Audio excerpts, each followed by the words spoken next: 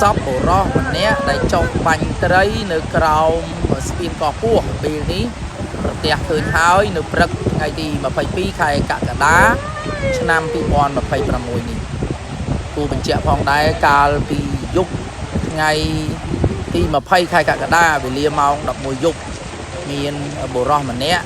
ឈ្មោះផែនសុផេងអាយុ32ឆ្នាំមានមុខរបរជាអ្នកលក់ផ្លែឈើបានចុះទៅបាញ់ត្រីនៅក្រោមស្ពានកោះពោះលុះក្រោយមកក៏មិនឃើញងើបឡើងមកវិញគឺបង្កជាការភ្ញាក់ផ្អើលទៅដល់បងប្អូនអ្នកនេសាទ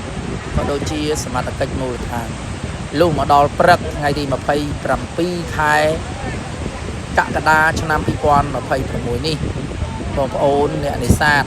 ក៏បានប្រទះឃើញសាកសពខាងលើនេះគឺអណ្ដែតនៅចិត្តឆ្នេរអូត្រេស